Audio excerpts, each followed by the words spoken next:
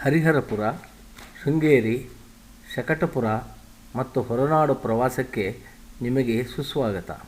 ಪ್ರಸ್ತುತಪಡಿಸುತ್ತಿರುವವರು MR. Subrahmanya Shastri. ಹರಿಹರಪುರವು Chikkamagaluru ಜಿಲ್ಲೆಯ ಕೊಪ್ಪ ತಾಲೂಕಿಗೆ ಸೇರಿರುವ ಸಣ್ಣ ಊರು. ಶಿವಮೊಗ್ಗದಿಂದ 94 ಕಿಲೋಮೀಟರ್ ದೂರದಲ್ಲಿರುವ ಹರಿಹರಪುರವು ಸುತ್ತಲೂ ವನಸಿರಿಯ ಹಸಿರಿನಿಂದ ಕಂಗೊಳಿಸುತ್ತಾ ಬೆಟ್ಟಗುಡ್ಡಗಳಿಂದ ಕೂಡಿ ಮನಮೋಹಕ ಪ್ರಕೃತಿ ಸೌಂದರ್ಯದಿಂದ ಭೂಷಿತವಾಗಿದೆ.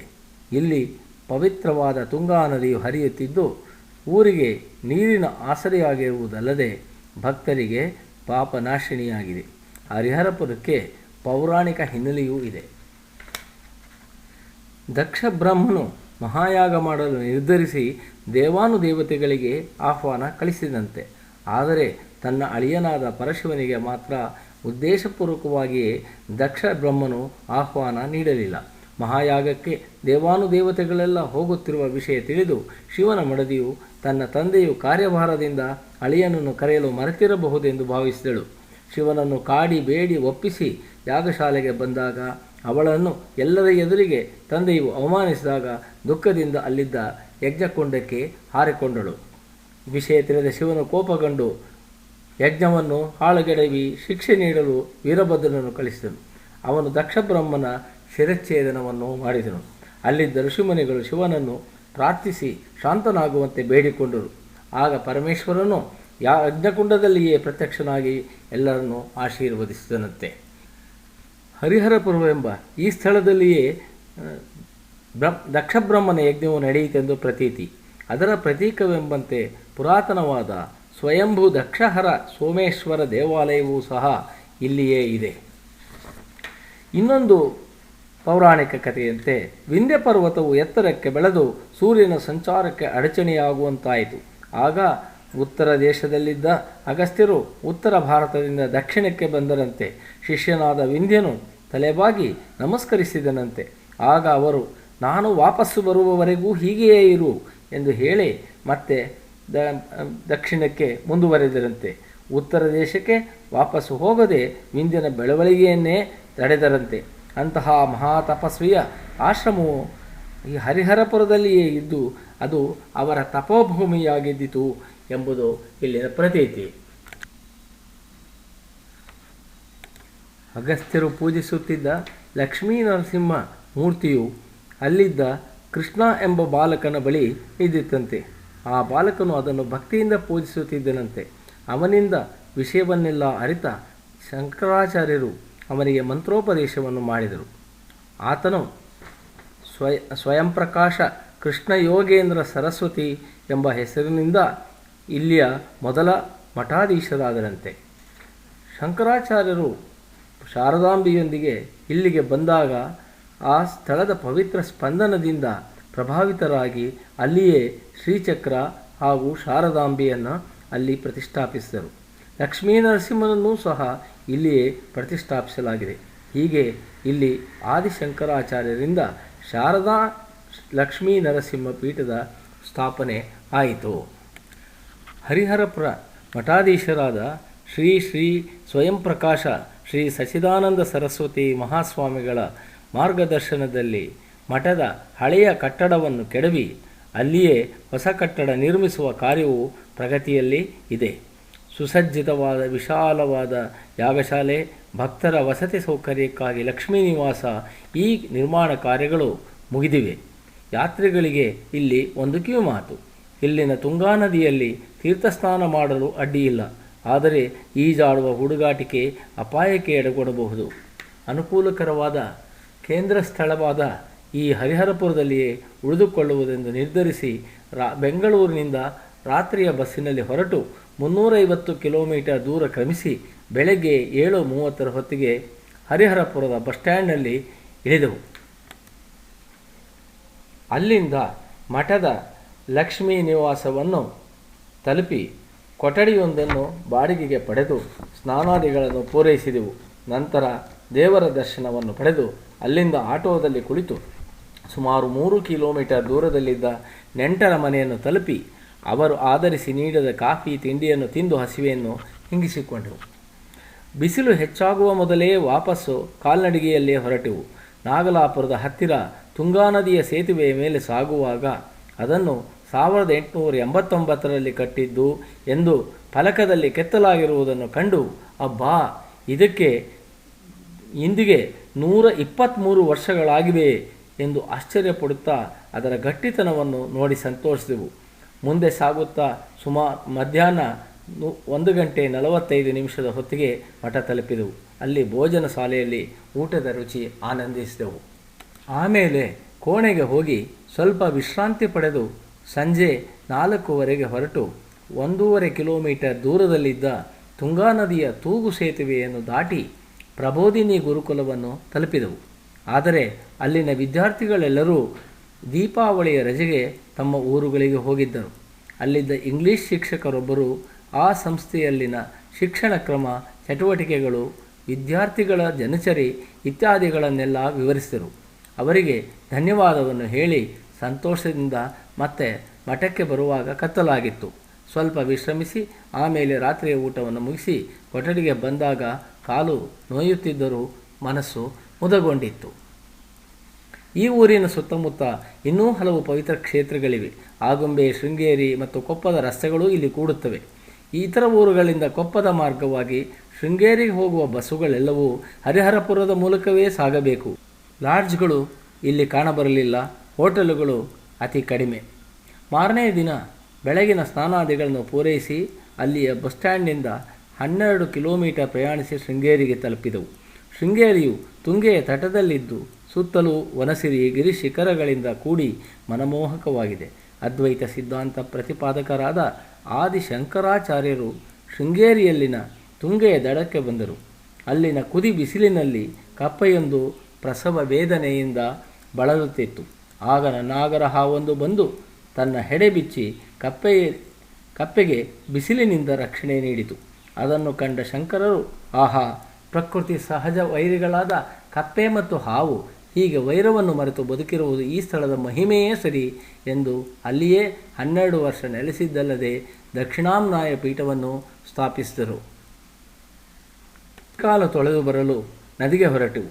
ಸ್ನಾನಘಟ್ಟದ ಬುಡದಲ್ಲಿ ನಿಂತಾಗಲೂ ಅಲ್ಲಿಗೆ ವಿದ್ಯಾಶಂಕರ ದೇವಾಲಯವು ಕಾಣಿಸುತ್ತಿತ್ತು.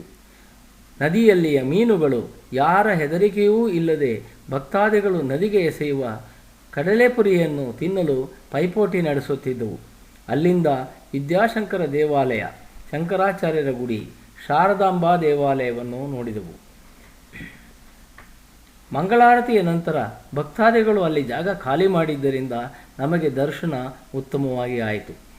ವಿದ್ಯಾಶಂಕರ ದೇವಸ್ಥಾನವನ್ನು ವಿಜಯನಗರ ಸಾಮ್ರಾಜ್ಯ ಸ್ಥಾಪಿಸಿದ ಹರಿಹರ ಮತ್ತು ಬುಕ್ಕ ಕಟ್ಟಿಸಿದರಂತೆ. ಇದು ಹೊರಗಡೆ ಮತ್ತು ಒಳಗಡೆ ಸುಂದರ ಕೆತ್ತನೆಗಳಿಂದ ಕೂಡಿ ನಿಮ್ಮನ್ನು ಮೂಕ ವಿಸ್ಮಿತರನ್ನಾಗಿಸುತ್ತದೆ. ಈಗಿನ ಮಠಾಧೀಶರಾದ ಜಗದ್ಗುರು ಶ್ರೀ ಶ್ರೀ ಭಾರತೀ ತೀರ್ಥ ಮಹಾಸ್ವಾಮಿಗಳ ಮಾರ್ಗದರ್ಶನದಲ್ಲಿ ಅನೇಕ ಅಭಿವೃದ್ಧಿ ಕಾರ್ಯಗಳು ಸಾಗುತ್ತಿವೆ.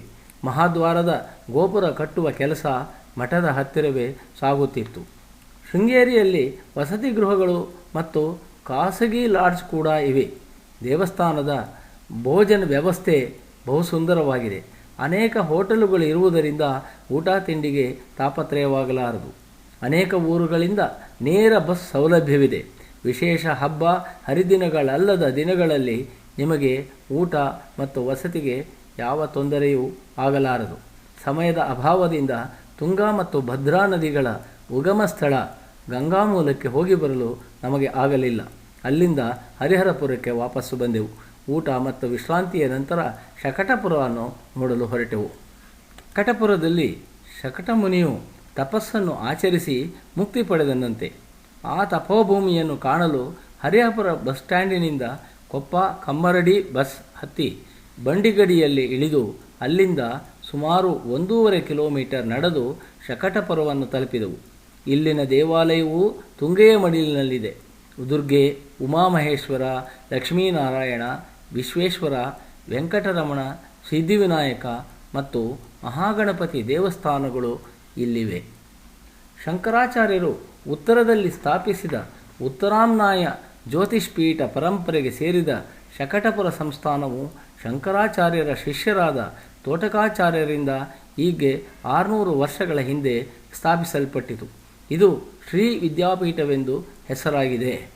ಕ್ರಿಸ್ತಶಕ 1378 ಸುಮಾರಿಗೆ ಬದರಿಯನ್ನು ಬಿಟ್ಟು ಹೊರಟು ಯಾವುದೇ ಅಡಚಣೆಯಿಲ್ಲದೆ ತಮ್ಮ ಧಾರ್ಮಿಕ ಚಟುವಟಿಕೆಗಳನ್ನು ನಡೆಸಲು ಅನುಕೂಲವಾಗುವಂತಹ ಸ್ಥಳವನ್ನು ಅರಸಿ ದಕ್ಷಿಣಕ್ಕೆ ಬಂದರು. ಬರುವಾಗ ಲಕ್ಷ್ಮೀನಾರಾಯಣನ ಮೂರ್ತಿಯನ್ನು ಬದರಿನಾಥದಿಂದ ಸತ್ಯತೀರ್ಥರು ಇಲ್ಲಿಗೆ ತಂದರು. ಈಗಿನ ಮಠಾಧೀಶರಾದ ಶ್ರೀ ಶ್ರೀ ಕೃಷ್ಣತೀರ್ಥ ಮಹಾಸ್ವಾಮಿಗಳ ಮಾರ್ಗದರ್ಶನದಲ್ಲಿ ವಸತಿಗೃಹಗಳು, ದೇವಾಲಯ ನವೀಕರಣ ಇತ್ಯಾದಿ ಕಾರ್ಯಕ್ರಮಗಳು ನಡೆಯುತ್ತಿವೆ. ದೇವಾಲಯವು ಸುಂದರವಾಗಿದ್ದು ಹೊರಾಂಗಣದಲ್ಲಿ ಆಂಜನೇಯನ ಆಳುದ್ದ ಮೂರ್ತಿಯ ಕೈಮುಗಿದು ನಿಂತ ಭಂಗಿ ಭಕ್ತರನ್ನು ಮೋಡಿ ಮಾಡುತ್ತದೆ.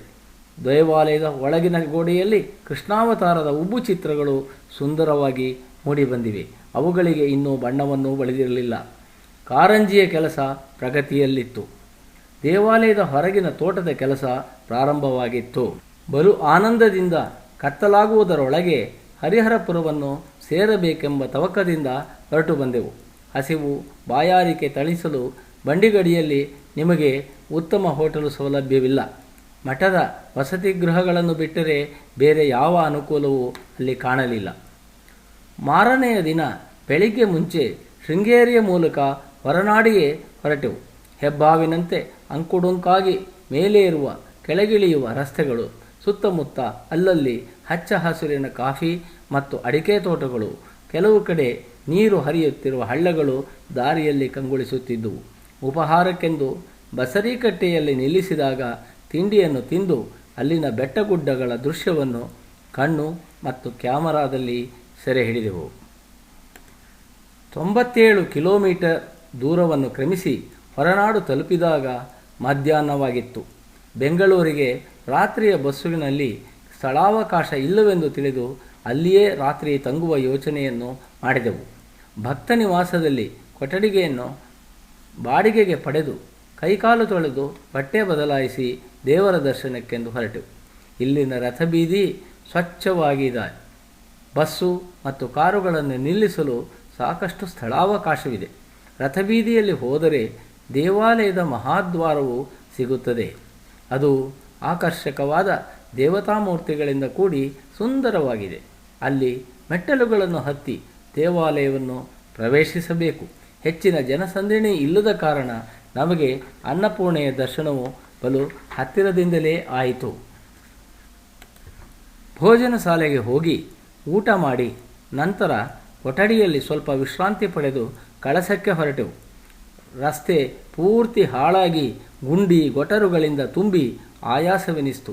ಆದರೆ ಕಳಸೇಶ್ವರ ದೇವಾಲಯವನ್ನು ನೋಡಿದ ಮೇಲೆ ಸಾರ್ಥಕವೆನಿಸಿತು. ಕಳಸದ ಸುತ್ತಮುತ್ತ ಕಾಫಿ, ಅಡಿಕೆ, ಮೆಣಸು, ಗೋಡಂಬಿ, ಲವಂಗ ಇತ್ಯಾದಿಗಳನ್ನು ಬೆಳೆಯುತ್ತಾರೆ. ಇವುಗಳನ್ನು ಖರೀದಿಸಲು ಹೊರನಾಡಿಗಿಂತ ಕಳಸವೇ ನಿಮಗೆ ಉತ್ತಮವಾದ ಸ್ಥಳ. ರಾತ್ರಿ ಅದೇ ಹಾಳಾದ ಕಠಿಣ ರಸ್ತೆಯಲ್ಲಿ ಬಸ್ಸಿನ ಮೂಲಕ ಹೊರನಾಡಿಗೆ ಬಂದೆವು. ಅಂದು ಸಂಜೆ ಎಲ್ಲ ಅಂಗಡಿಗಳು ಮತ್ತು ಹೋಟೆಲುಗಳಲ್ಲಿ ಬಲಿಪಾಡ್ಯಮಿಯ ಪೂಜೆಯ ಸಂಭ್ರಮ. ಕಾಫಿ ಕುಡಿಯಲು ಅನ್ನಪೂರ್ಣ ಹೋಟೆಲಿಗೆ ಹೋದಾಗ ಅವನು ಕಾಫಿಯನ್ನು ನೀಡಿದ. ಆದರೆ ಅದು ಪುಕ್ಕಟೆ ಎಂದು ಅವನು ಹೇಳಿದಾಗ ಆಶ್ಚರ್ಯವಾಯಿತು. ಆ ಸೌಲಭ್ಯ ಅಂದಿಗೆ ಮಾತ್ರ ಸೀಮಿತವಂತೆ. ರಾತ್ರಿಯ ಊಟ ಪೂರೈಸಿ ರೂಮಿಗೆ ತೆರಳಿದೆವು. ಇಲ್ಲಿ ಖಾಸಗಿ ಹೋಟೆಲುಗಳು, ರೆಸ್ಟೋರೆಂಟ್ಗಳು ಮತ್ತು ಲಾಡ್ಜ್ಗಳ ಸೌಲಭ್ಯವಿದೆ. ಇತರ ಊರುಗಳಿಂದ ನೇರ ಬಸ್ ಸೌಲಭ್ಯವೂ ಇದೆ. ಆದ್ದರಿಂದ ಯಾವ ತೊಂದರೆಯೂ ಇಲ್ಲ. ಬೆಳಿಗ್ಗೆ 6:30ಕ್ಕೆ ಅಲ್ಲಿಂದ ಹೊರಟು ಬೇಲೂರು, ಹಾಸನದ ಮಾರ್ಗವಾಗಿ ವಾಪಸ್ಸು ಬೆಂಗಳೂರಿಗೆ ಬಂದಾಗ ಕೆಲವು ದಿನಗಳು ಜನಜಂಗುಳಿ, ಶಬ್ದ ಮಾಲಿನ್ಯದಿಂದ ನಾವು ದೂರವಾಗಿ ಕಳೆದಿದ್ದು ಮನಸ್ಸಿಗೆ ಹರ್ಷವೆನಿಸಿತ್ತು. ನೀವು ಪ್ರಕೃತಿಯೊಡನೆ ಬೆರೆತು ದೇವಾಲಯಗಳ ದರ್ಶನವನ್ನು ಮಾಡಲು ಇದು ಸಹಾಯಕವಾದರೆ ನನಗೂ ಸಂತೋಷ. ನಿಮಗೆ ಸುಬ್ರಹ್ಮಣ್ಯ ಶಾಸ್ತ್ರಿಯ ಹೃತ್ಪೂರ್ವಕ ಧನ್ಯವಾದಗಳು.